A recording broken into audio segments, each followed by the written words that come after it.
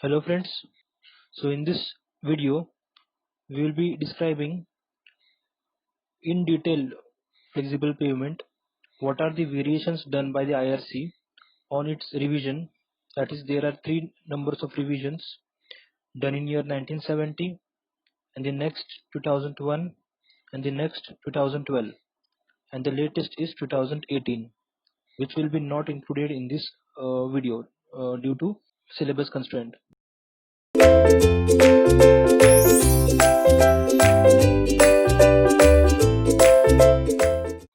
First we will be going to start what are the methods of pavement design. Various approaches of flexible pavement design can be classified into three broad groups. The first is empirical methods. These are based on physical properties and strength parameters of soil subgrade. That is the appearance of the soil or the bearing capacity of the soil.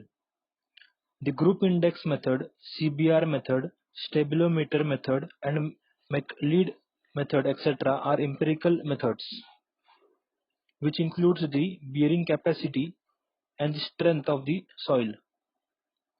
Now next is semi-empirical or semi-theoretical methods. These methods are based on stress, that is stress strain analysis function. That is at if this is a road, this is a wheel. Due to this wheel, how many or due to this wheel load, what is the stress at point P at depth Z, like this. This is semi-empirical or semi-theoretical methods. These are based on various empirical formulas. And theoretical methods, these are based on mathematical computation. For example, Burmeister methods is based on, and this Burmeister method is based on the assumption that soil is elastomeric and isotropic, that is elastic or two-layer theory or single layer theory. Mostly two-layer theory is asked in the exam. We will be studying group index method. I have also explained in the previous video what is group index method, and this plays a major role in geotechnical engineering to identify the property of the soil. So group index has a value of 0 to 20. I have discussed earlier that if group index decreases, then quality of soil increases, that is vice versa. The formula of group index is 0.2a plus 0.005 AC plus 0.01 BD. So we have decided what are the values of A, B, C, D. So we will starting with A. A means percentage passing 75 micron minus 35%. 75% micron means 200 number sieve, and B is percentage passing 75 micron minus 15%. C is liquid limit minus 40%, and D is liquid limit minus plastic limit, that is plasticity index minus 10%. Now there are constraints for A, B, C, D values. A and B should be less than 40%. That is, if they are greater than 40%, then it should be taken as 40%. C and D should be less than 20%. If they are greater than 20%, then it should be taken as 20%. So this group index method is important when you are giving gate, when you are applying for gate. Many questions are asked on this method. Now the next is California bearing method, or the backbone of the soil testing or backbone of flexible pavement design. This method is widely used and widely referred in civil engineering for designing flexible pavement. I have discussed flexible pavement or I have discussed CBR, that is California bearing ratio, in the previous method also, when we have studied the tests on soil or the testing of subgrade soil. We will be discussing in this video also in depth. CBR method of flexible pavement design is based on strength parameter of subgrade soil and subsequent pavement material. In order to design a pavement by CBR method, First, the soaked CBR value of the soil subgrade is evaluated and the appropriate design curves, that is load penetration curve, is chosen by taking the design wheel load as given in the figure. The figure is not mentioned in this slide. Taking the anticipated traffic into consideration. That is by considering the appropriate traffic of a certain road, that is a project road, the CBR value is designed depending upon the traffic. The total thickness of the pavement need to cover the subgrade of the known CBR value is obtained. In case there is a material superior than the soil subgrade, such that it may be used as subbase course, then the thickness of the construction over the material could be obtained from the design chart knowing the CBR value of the subbase. That is, if we know the CBR value of a subbase, then the thickness of the pavement can be obtained. Thickness of subbase is the total thickness minus the thickness over the subbase. Total thickness means the total crust of the pavement minus thickness over the subbase. So what is over the subbase? The bituminous layer and the base layer. Based on CBR value of any material over which a flexible pavement is required, thickness of pavement over this is given by the following formula.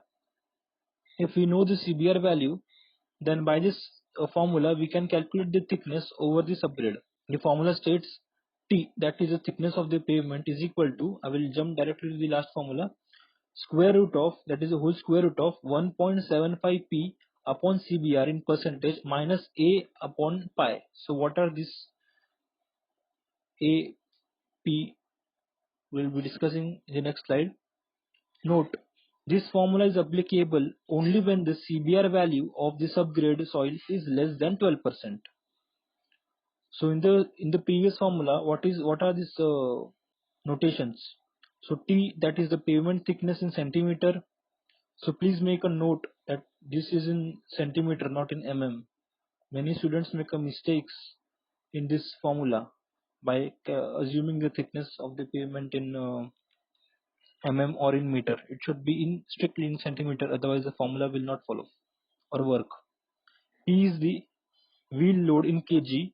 CBR is the California bearing ratio. It is expressed in percentage. A is the area of contact, which is in centimeter square. And here P is the load and the small p is the pressure. So pressure is equal to load upon area. So therefore P and P gets calculated and A comes in the numerator. So as per IRC 37/1970, this chart is given. On the y-axis there is the depth of construction or the depth of the pavement. I hope you can see this. And on the x-axis there is California bearing ratio in percentage. There are these various curves, that is A, B, C, D, E, F, G. So each has mentioned each curve represents the number of commercial vehicles per day. That is, for A curve is to be chosen when the CVPD is between 0 to 15. For B is chosen when CVPD is from 15 to 45. Likewise, it varies up to G. IRC recommendation as per IRC 37/1970. So this is a very old version of IRC 37, where not much inventions were done at that time. So only the chart was there, and referring this chart, we have to calculate the thickness of the pavement. IRC recommendation, that is IRC 37/1970, CBR test should be performed on the remolded soil in the laboratory. In situ tests are now recommended for design purpose. As the experiment progresses or the development is there in the experiment, the in situ tests are now permitted for the design purpose instead of the remolded samples in the laboratory. The soil should be compacted at optimum moisture content, that is the dry density, that is maximum dry density. I have explained this concept previously also. What is maximum dry density? These are the curves. Test samples should be soaked in water for 4 days 4 days period before testing.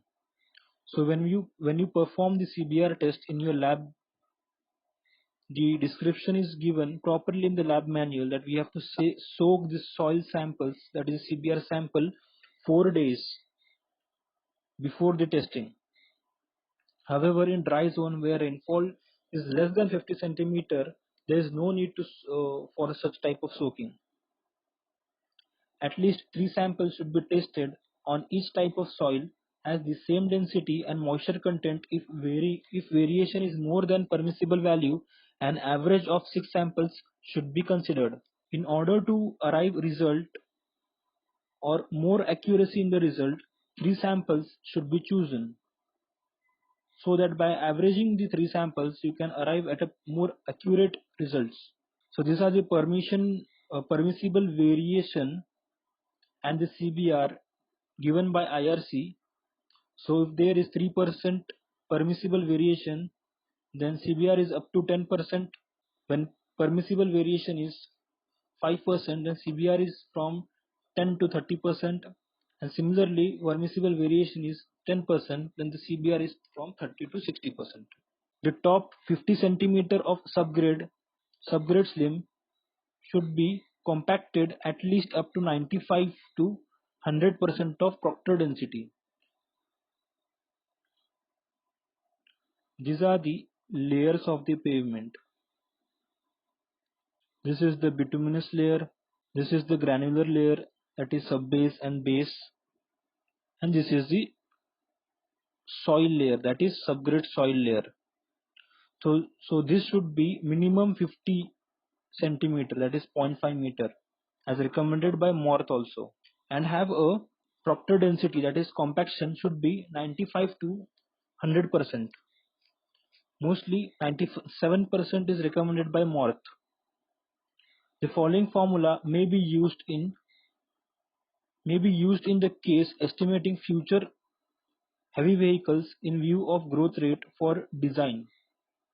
So in this formula, A is equal to P into 1 plus R the whole raised to N plus 10. So P means, what are this notation we will study in the next slide. A is the number of heavy vehicles per day, that is commercial vehicles per day, whose weight is greater than 3 tons. And P is the number of vehicles, heavy vehicles per day at last count. And R is the annual rate of increase of vehicles, that is growth rate. So many people confuse about what is A and P, or when to take A and P. So P is the number of vehicles when the counting is done, and after counting the construction work starts. Say for example, the construction work takes 2 years, then what is the vehicle, or what is the count after the 2 years? That is, as time passes, the development will be there in the area. So this formula works here. So after 2 years, that is after the construction, or when the road is ready, what is the increase in the commercial vehicle in that road or on that road? So this formula is chosen for that. And is the number of years between the last count and the year of completion of the construction, that I have explained. That is when the survey is taken and the year of completion of construction. P should be 7 days average, and R can be taken as 7.5 for roads in rural areas, that is the growth rate. And P is the 7-day average, that is CVPD, commercial vehicles per day. The design thickness considered applicable for single axle load up to 8200 kg, or more precise 8140 kg, and tandem axle load up to 14500 kg. For higher axle values, the thickness values should be further increased. That is, single axle load means, so this is the configuration of the axle. This is the single axle. Now the another is, you can say this is called the rear axle. Mostly this is dual assembly. Please consider this as square. And the another one is, I will show this. So first explain this two. This is single axle. This single axle. This is tandem axle. That is dual wheel on either side. This is tandem axle means two wheels. And the next one is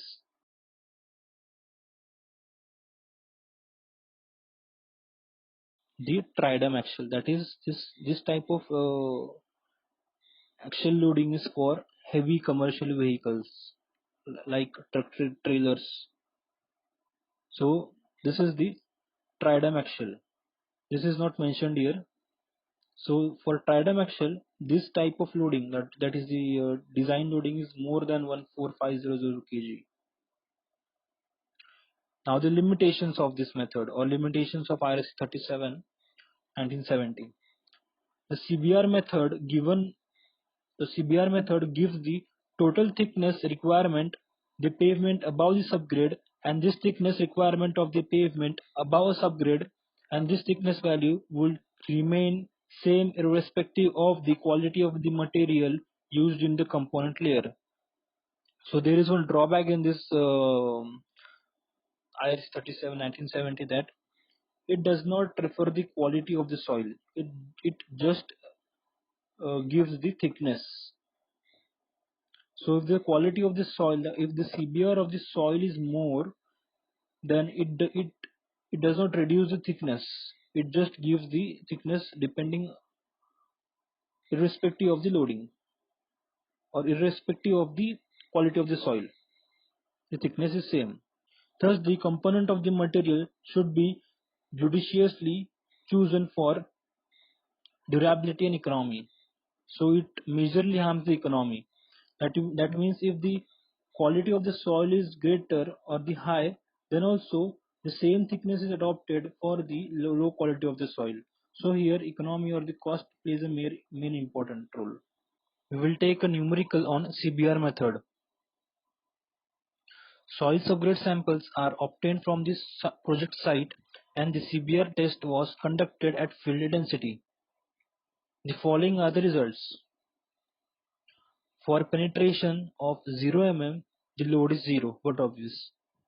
And for penetration of 0.5 mm, the load in kg is 5. So similarly, for each 0.5 mm increment, the loading is noted. So 12.5 mm is the maximum penetration for 106.5 kg. So these are the load penetration data given in the question. So our first work is to plot load penetration curve. So the other data given in the question is, it is desired to use the following material for different pavement layers. That is, compacted sandy soil with CBR 7%, poorly graded gravel with 20% CBR, well graded gravel with 95% CBR, and it should have a minimum thickness of bituminous concrete, that is bituminous layer should be minimum 5 cm.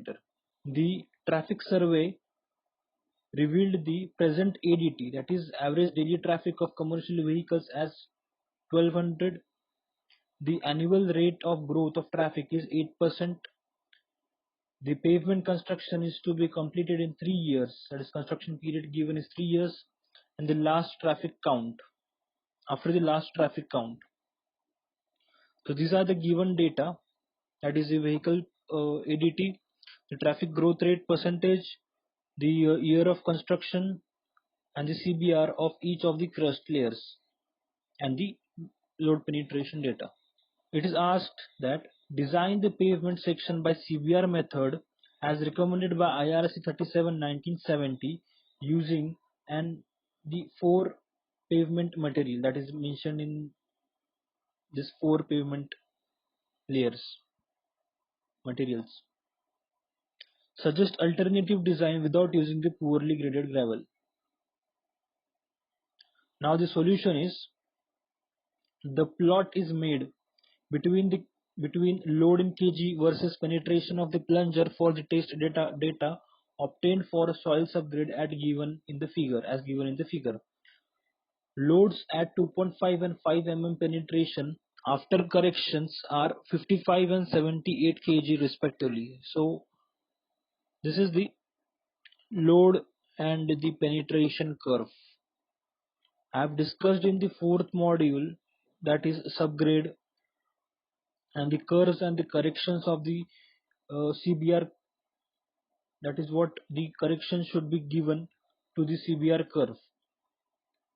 If there is concavity upward, then the tangent is drawn at this point, and the point where it intersects the x-axis, that is the penetration axis should be considered as 0. That is, the origin is shifted from this 0 to the point of intersection of the tangent and the x-axis. So the 2.5 is calculated from this point where the tangent intersects.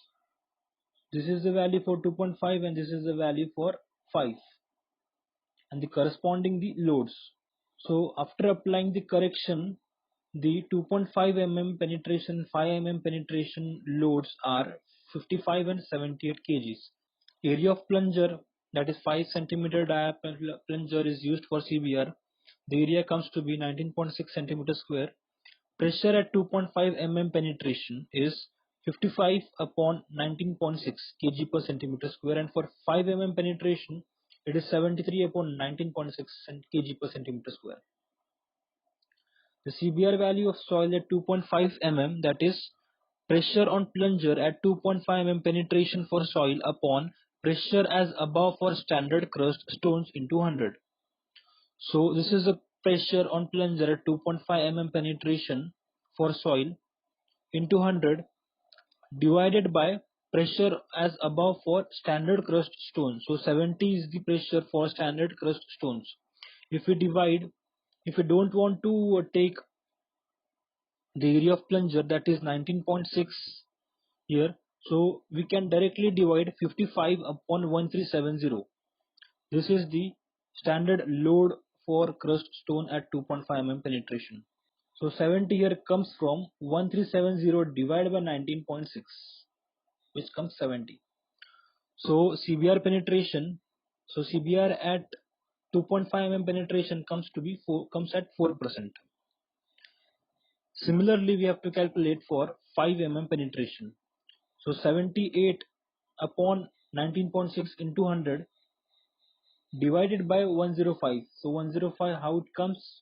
2055, the standard load for 5 mm penetration for crushed stones.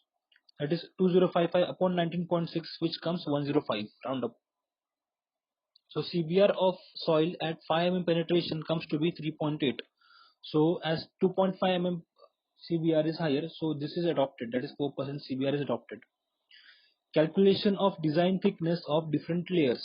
So we will have to calculate the different thickness of the layers and the different thickness of the layers, and each layer CBR is mentioned in the, and each layer, I will repeat, each layer CBR is given in the question. Number of vehicles for design is given by A is equal to P into 1 plus R the whole raised to N plus 10. N is the design period and 3 here is the construction period. T, that is 1200, is the CVPD at the counting, that is before construction. So what is the number of vehicles after design period? It will be 3260 vehicles per day. Therefore, design curve F is to be used for design, as the design traffic volume is in the range to 4500 CVPD. Using the design chart with figure, the total pavement thickness over subgrade having CBR of 4% is obtained as 55 centimeter for curve F. So this is the chart. Depth of construction, that is pavement thickness, and the CBR ratio. So we have to choose F. So why F? Because our CVPD is 4500. This is the range here. It is not clear here, but for F it is 15000 to 4600 4500 approx. So F curve is chosen. This is F curve. So we have to choose F curve, and the percentage of CBR is 4%. So for F curve, Here F we have chosen, and this is the CBR value. This is 4%, and where the F intersects here. So the CBR or the thickness of the construction is 550. That is, this is 50 and this is 60, and we have chosen this value as we have derived 4% CBR and we have selected F curve. So 550 comes it is depth of construction, that is 55 centimeter. Thus 55 centimeter of pavement material is required to cover the natural soil subgrade having 4% CBR value. That is, the natural soil is having CBR value of 4%, and for that 4% and depending upon the traffic, a total thickness of 55 centimeters should be laid over that natural soil having CBR 4%. Now to compute the thickness of the compacted soil, the design curve F is again used for CBR value of 7%. So the same F curve is used for the CBR value of 7%. So why 7% CBR? Because this is given in the question. That is, it is desired to use the following material for different pavement layers. Compacted sandy soil is 7% CBR. So we have to choose the same F curve, but now for 7% CBR. F curve and 7% CBR. This comes to be 40 centimeter. Here, pavement thickness of 40 centimeters is required above the compacted soil subgrade having CBR of 7%. Hence the actual thickness of this layer is 550, that is the natural soil having CBR 4%, the thickness is 550. This is 550, and for 7% CBR the thickness is derived from the curve is 400 mm, that is 40 centimeter. So difference is 550 minus 400, which comes to be 1500 mm. So this is a natural soil of CBR 4%. From the figure we have, from the chart we have obtained the 55 centimeter depth. So we have to calculate this thickness, compacted soil CBR of 7%. So what is the thickness of this compacted soil CBR 7%? So for 7% we have obtained from the chart the thickness of 40 centimeters. So the difference should be the thickness of the CBR of 7%.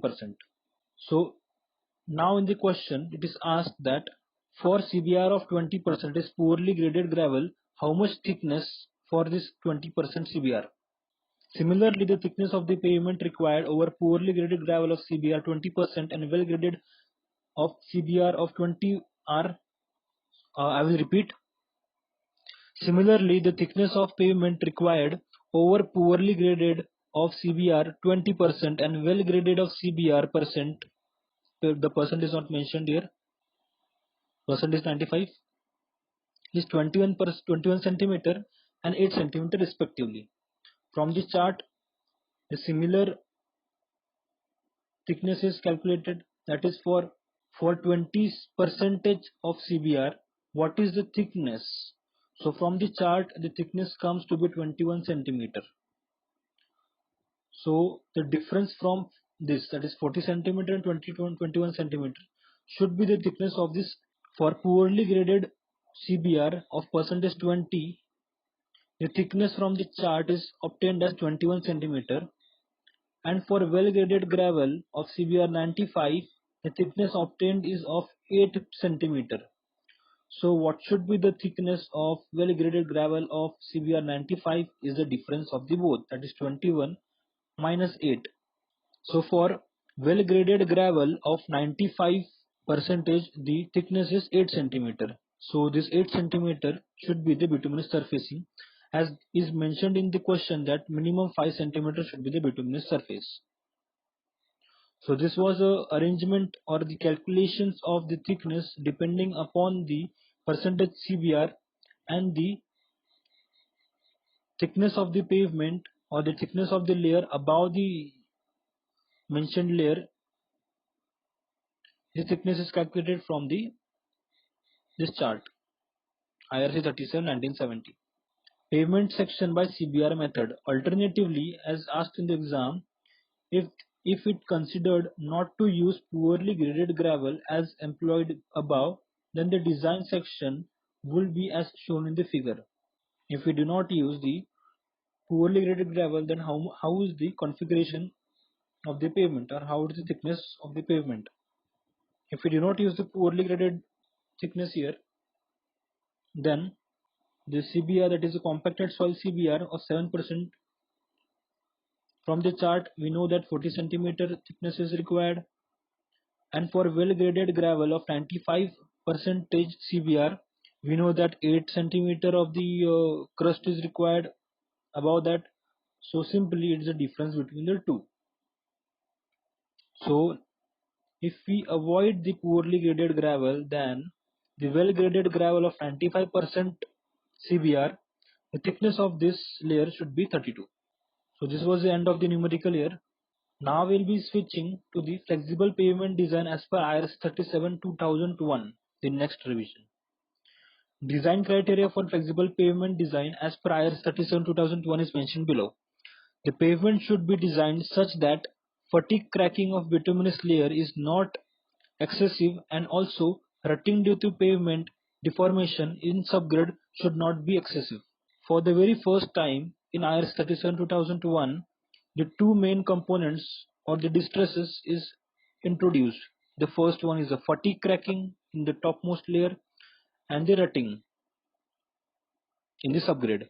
So fatigue cracking in bituminous layer looks like a crocodile's cracking, that is the skin of the crocodile. This is the fatigue cracking. As the picture you can see, or you can clearly imagine what is the fatigue cracking in bituminous layer. Now the rutting. Rutting is the permanent deformation caused mainly due to permanent deformation in subgrade. So first we will be studying this diagram.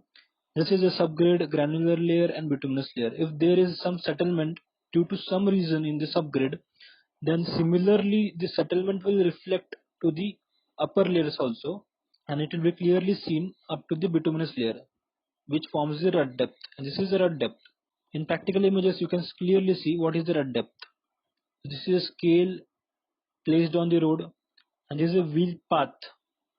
As this figure, this is the two wheels, that is the dual wheel assembly. You can clearly see the rutting along this wheel path. The rutting may be due to subgrade or due to bituminous. Mainly it is due to subgrade. Causative factors for permanent deformation of subgrade is the vertical strain, that is epsilon V at subgrade top.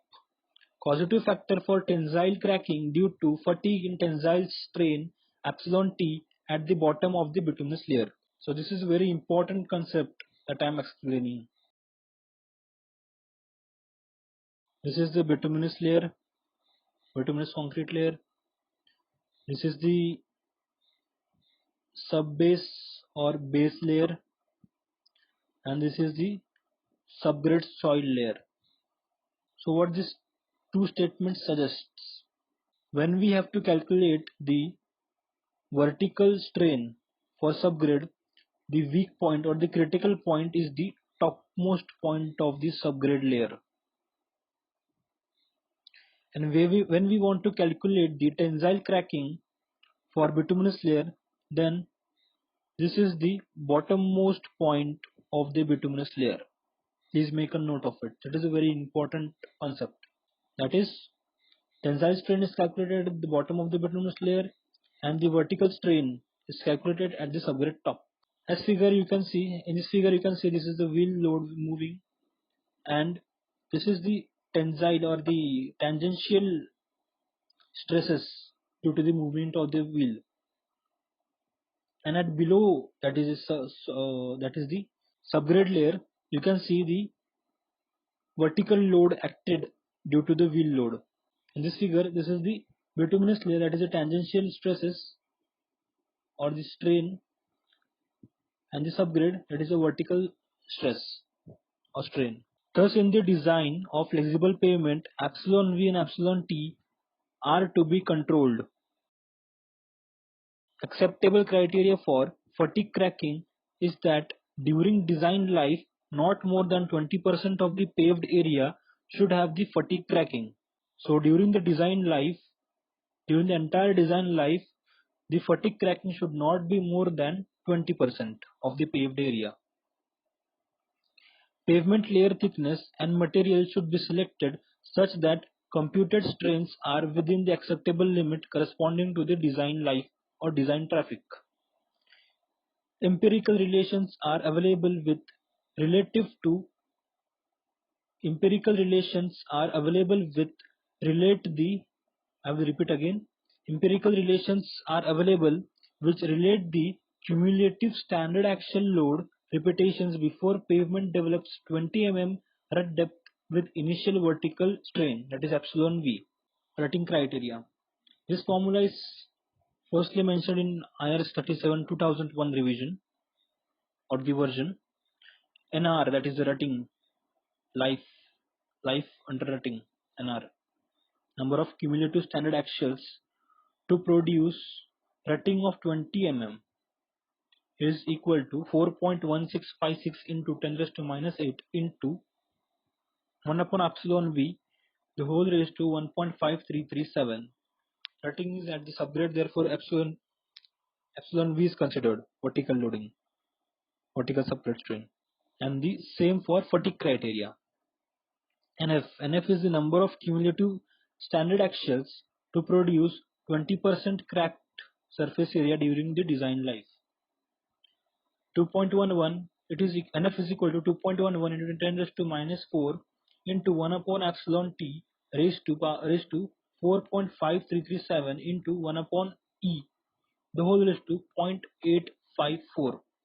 Fatigue criteria is mainly observed at the surface, that is the bituminous layer. So epsilon T is the tensile stress at the bottom of the bituminous layer, and epsilon and V is the elastic modulus of bituminous surfacing. So these two, rutting criteria and fatigue criteria, is very important in 2001 version, as this two is again compared with the IIT PAVE software, which is used for stress analysis. Cumulative number of standard axials for the design life of pavement is calculated from the formula as given below. This formula is already I have explained this formula in the previous video. That is n is equal to 365 ADF 1 plus R the whole raised to n upon R, where n is equal to number of standard axials to be catered for its design life. A is the initial traffic in the year of completion of construction in terms of number of commercial vehicles per day. D is the lane distribution factor. F is the vehicle damage factor. N is the design life in years. And R is the annual rate of growth, that is 7.5% growth rate. And A is equal to P into 1 plus R the whole raised to X. X is the number of years between the last count and the year of completion of construction. And P is the number of vehicles count when the construction is yet to be started, or the past count. Thus, for the design traffic, N, epsilon V, epsilon T are calculated from the relation A and B as described before. Thus, pavement thickness and material should be selected such that initial stress should be less than that obtained from A and B for the given design traffic N. A and B means the equations for rutting and footing criteria. IRC also gives design chart for thickness of various pavement layers depending upon the CBR value of subgrade, that is ranging from 2 to 10% CBR, and design traffic in million standard axle, that is MSA, ranging from 1 to 150 MSA. Traffic growth rate. Traffic growth rate should be estimated by studying the past trends of traffic growth, that is the previous study done by any other contractor or any other researcher, by establishing economic models as per the procedure outlined in IRC 108, that is guidelines for traffic prediction on rural highways. So we have to predict the traffic growth. So I will give an example. If there is one city here and one city here, so what is the traffic growth? in these two cities or in these two towns. So it depends upon the per capita income of the people living in these two towns, and per capita income depends upon the work that they are doing. That is there any industry nearby the town or any other future plan or government is trying to invest in this area. So if government is investing in this area, then the traffic will but obviously increase. So these are the parameters which we have to study while calculating the growth rates of any project road. If adequate data is not available, it is recommended that average annual growth of 7.5% may be adopted and the minimum should be 5%. This 5% is given in the IRC 108. Design life. For the design of pavement, the design life is defined in terms of the cumulative number of standard axles that can be carried before strengthening of the pavement if is necessary. It is recommended that pavement for national highways as such should be designed for life of 15 years. Expressway and urban roads may be designed for a longer life, that is 20 years. For other categories of roads, a design life of 10 to 15 years may be adopted. What is standard axle load? Standard axle load is 80 kilonewton. So what this statement suggests, that there are n number of vehicles plying on the road having different axle loading group and having different number of axle configuration. So VDF is just a multiplying factor which converts all these configuration, that is axle configuration and axle weight configurations, into a standard 80 kilonewton repetitions. That is how much 80 kilonewton repetitions or axle repetitions are occurred by all these axle configuration and weight configuration. It is defined as equivalent number of standard axles per commercial vehicles.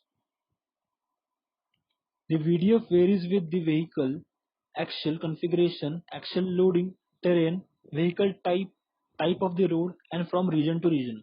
The VDF is arrived at from axle load survey on typical road sections so as to cover various influencing factors such as traffic mix, mode of transportation, commodities carried, time of the year, terrain, road condition, and degree of enforcement. In the previous video, I have inserted one image that how VDF is calculated by measuring the wheel load, that is wheel axle load measuring pad is there. Please I will repeat. Please refer my previous video for VDF calculation. I have taken one numerical also in that. The equivalent axle load factors for any axle load is given by single axle load. It is equivalent axle load factor is axle load in kg. That is what is the axle load obtained from the survey in kgs upon 8140. This is a standard weight for single axle load. For tandem axle load, it is axle load in kgs upon 14968. I've explained what is the axle load. What is cancel this previous statement. I've explained the what is a single axle, what is tandem, and what is tridem axle. When sufficient information on axle load is not available and the project does not warrant conducting the axle load survey, the indicative values of the vehicle damage factor as given in the following table may be adopted. When there is no availability of axle load survey or axle load data, then what we can do? Then we can adopt the axle loads or VDF given in the IRC.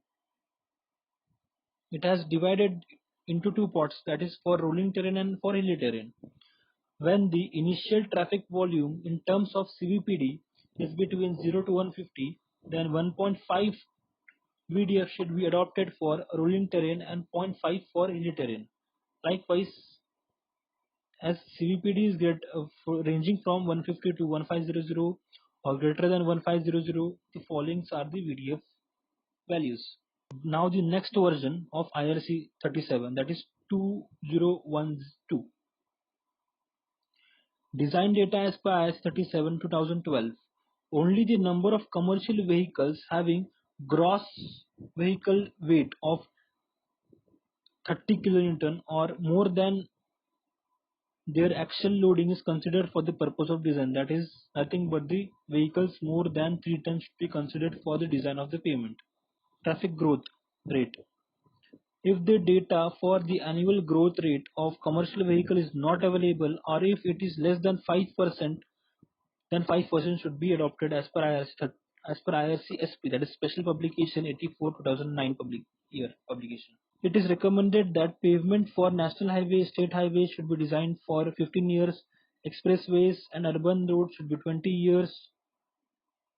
Some of the parameters for designing of the pavement is same for 2001 version and 2012 version, and it continues for 2018 version also. For other categories, it should be 10 to 15 years.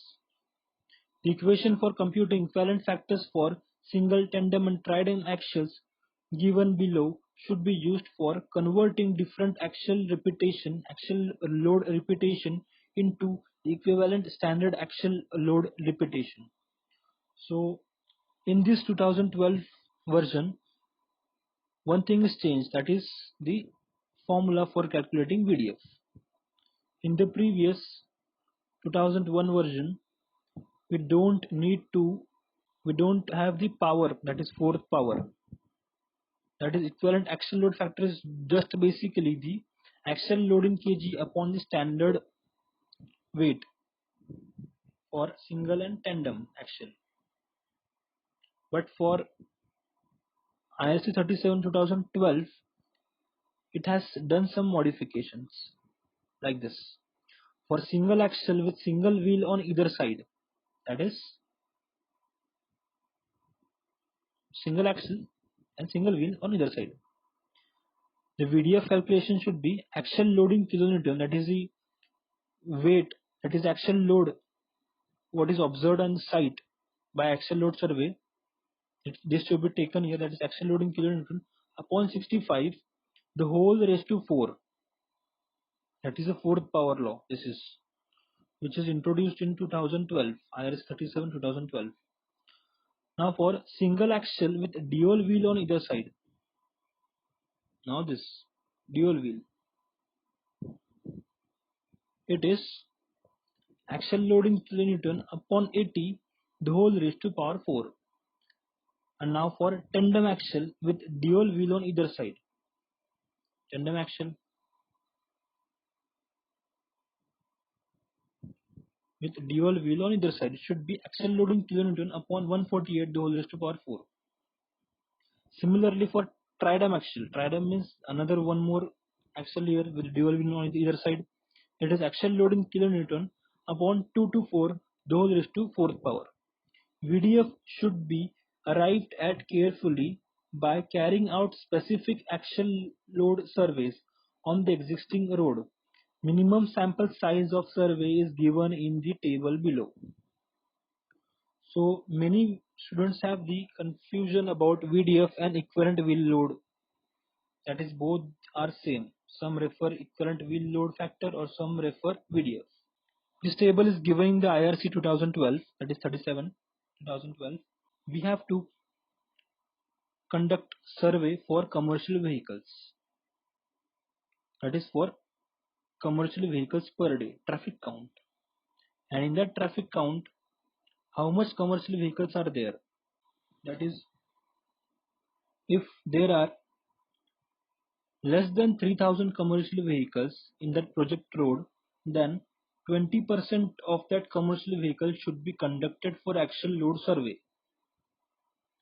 If the traffic obtained is 3000 to 6000 commercial vehicles per day, then 15% of this, that is the commercial vehicles obtained after surveying is between 3000 to 6000, then 15% of that obtained vehicle should be done for axle load survey. And if it is greater than 6000, then 10% of the value obtained from the traffic count should be done for axle load survey. This means that if the commercial vehicles per day is, let's say for example 10,000, then 10% of that 10,000 commercial vehicles, that is 10% of that vehicles should be done, that is actual load survey should be done on that 10% of 10,000 commercial vehicles. The next is distribution of commercial traffic over the carriageway. First is single lane roads. Traffic tends to move channelized on single lane roads than two lane roads. And to allow for this concentration of wheel loads repetitions, the design should be based on total number of commercial vehicles on both sides. That is, when there is single lane road and two-way movement of traffic, then the number of commercial vehicles should be from the both sides should be taken for design. And two-lane single carriageway, the design should be based on 50% of the total number of commercial vehicles in both directions. That is, 50% of the total number of commercial vehicles in both the directions should be considered for design. If VDF, that is vehicle damaging factor, in one direction is higher, the traffic in the direction of higher VDF is considered for the design. 4-lane single carriageway, that is without divider. The design should be based on the 40% of the total number of commercial vehicles in both directions. Dual carriageway, that is 3-lane on each side, 4-lane on each side. The design for dual 2-lane carriageway should be based on 75% of the commercial vehicles, that is 4-lane divided. For dual 3-lane carriageway and dual 4-lane carriageway, the distribution factor should be 60% and 45% respectively. Similar as IRC 37/2001, design charts are available for IRC 37/2012 for CBR from 3% to 15% and traffic having MSA 1 to 150 MSA. Pavement composition, subgrade, that is the bottom layer. The subgrade, whether in cut section, that is whether in cut, should be well compacted to utilize full strength and to economize thereby on the overall thickness of I will repeat again. The subgrade, whether in cut section, should be well compacted to utilize the full strength and to economize thereby on the overall thickness of pavement required. That is, when there is a cut section, the proper subgrade thickness should be provided. For expressway, national highways, state highways, MDR, highway compaction is recommended or heavy compaction is recommended. The current specification for roads and bridges works recommended that the subgrade shall be compacted to 97% of dry density, that is maximum dry density, achieved with heavy compaction, that is compaction done by modified Proctor density or modified Proctor test. The density achieved by modified Proctor is modified Proctor density.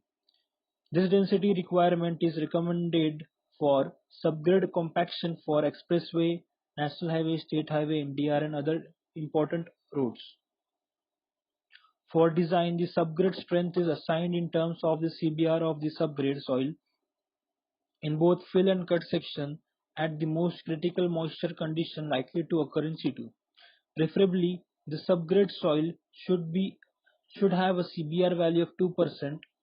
Where CBR less than 2%, the design should be based on the subgrade CBR value of 2% and a capping layer of 150 thickness of material having CBR 10% shall be provided in addition to subbase.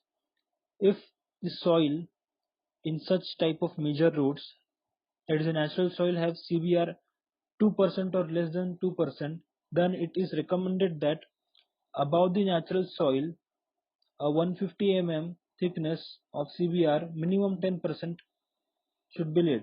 Subbase.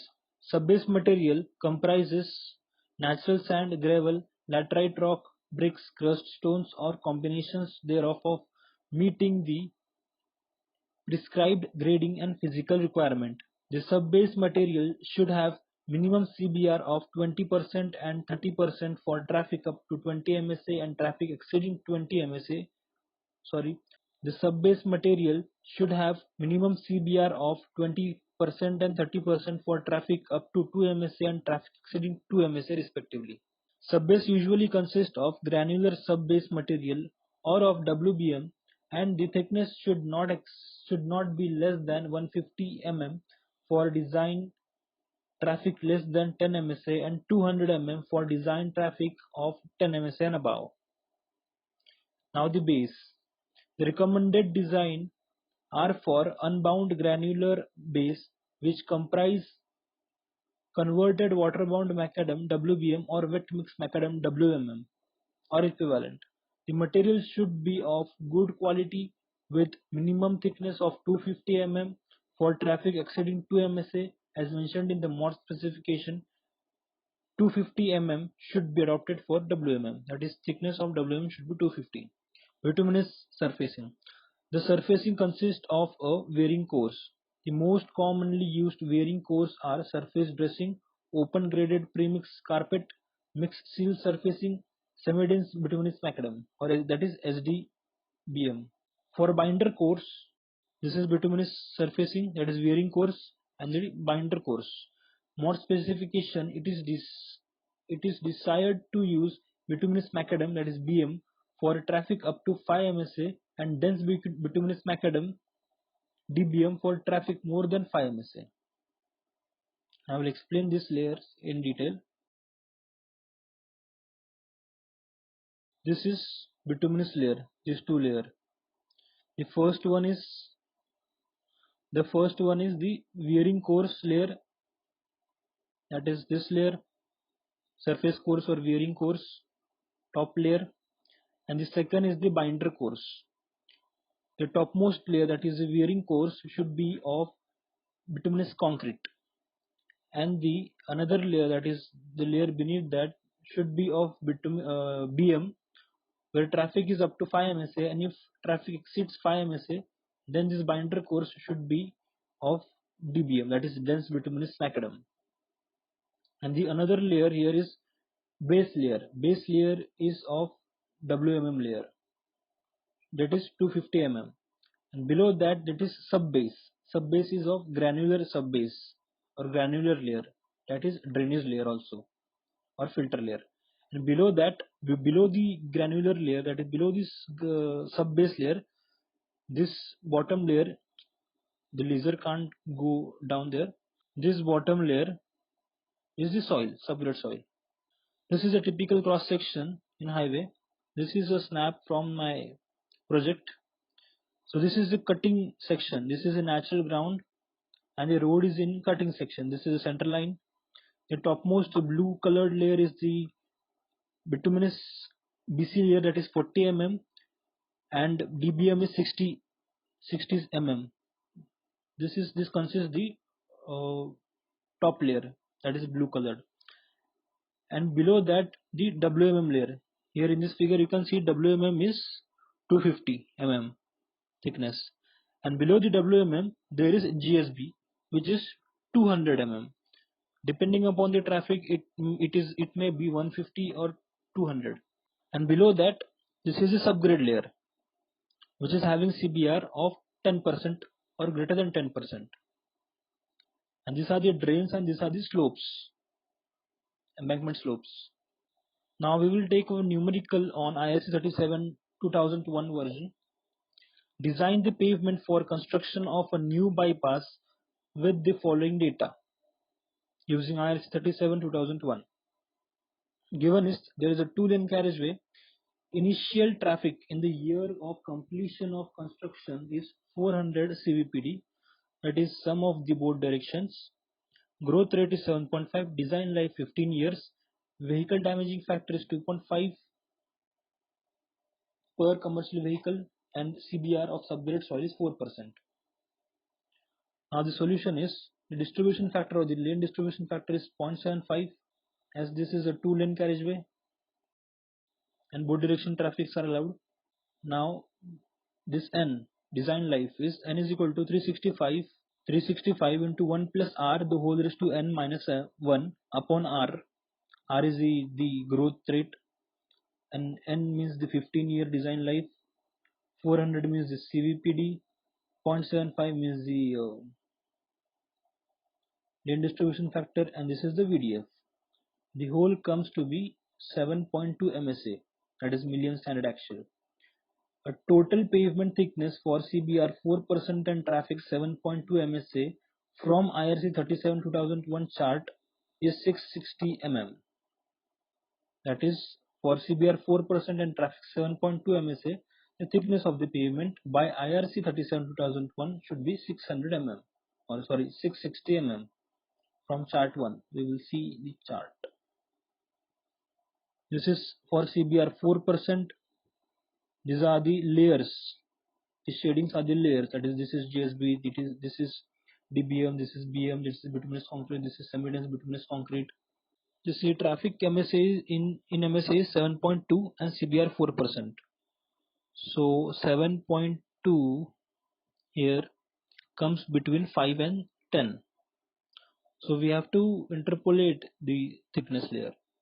This chart is explained or in detail is given in this table. That is for, this is the cumulative traffic in MSA for 1, 2, 3, 5 and 10. The respective are the total thickness in mm, and the bifurcation of the layers are given this. For bituminous surfacing it is 20 PCM is the profile correction, and for 1 MSA traffic there is no need of binder course, but the granular subbase should have the granular base should have 225 and granular subbase should have 255 mm. Similarly, our traffic is 7.2, which falls between 5 and 10, so we have to interpolate between this. So for 5 it is 620, for 10 it is 700, so our traffic is 7.2.